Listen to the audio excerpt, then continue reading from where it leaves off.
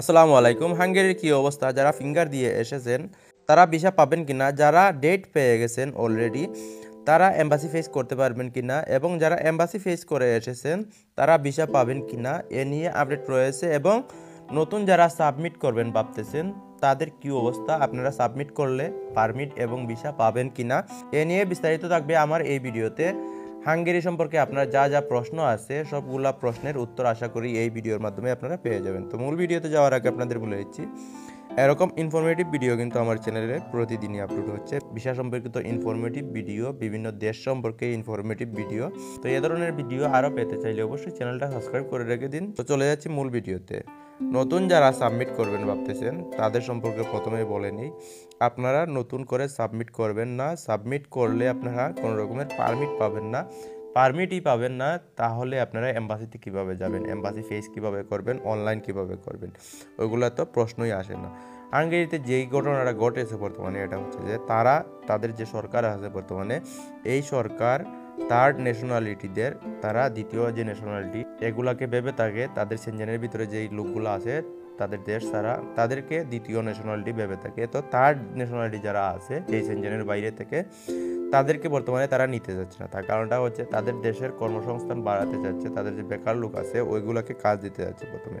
তারপরে যদি লোকের প্রয়োজন হয় তাহলে সেনজেনের ভিতরে অন্য দেশ থেকে তারা লোক নিয়ে নেবে, ওইগুলোর জন্য কিন্তু ভিসার প্রয়োজন হয় না। বাইরের মানুষ বলতেই তারা বর্তমানে নিবে না, এদেরকে বর্তমানে আর নেওয়ার সম্ভাবনা অনেক কম। তো অনেকে জমা নিচ্ছে, আপনারা বলতে পারেন ফেসবুক ইউটিউবে অ্যাড দিতেছে, সোশ্যাল মিডিয়ায় অ্যাড দিতেছে।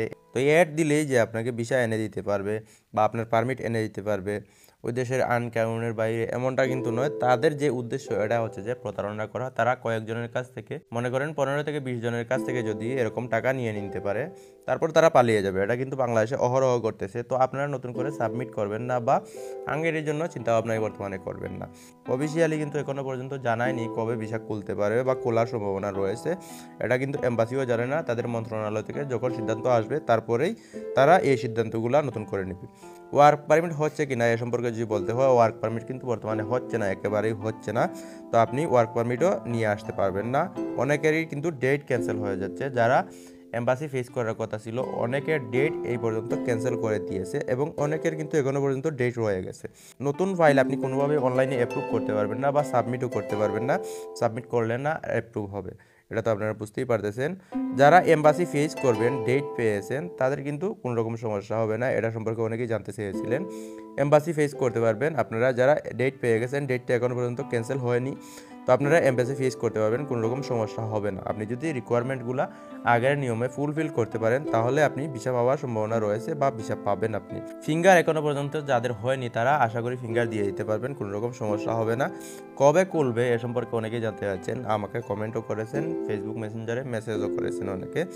এটা সম্পর্কে আসলেই এখনো পর্যন্ত কোনো কিছু জানি না বা এম্বাসিও জানে না কবে খুলতে পারে বা নতুন সিদ্ধান্ত কবে আসতে পারে। তো আজকের ভিডিওটা এ পর্যন্তই, এখানে শেষ করতেছি ভিডিওটা যদি ভালো লেগে থাকে তাহলে অবশ্যই চ্যানেলটা সাবস্ক্রাইব করে রেখে দিতে পারেন পরবর্তী আপডেট পাওয়ার জন্য।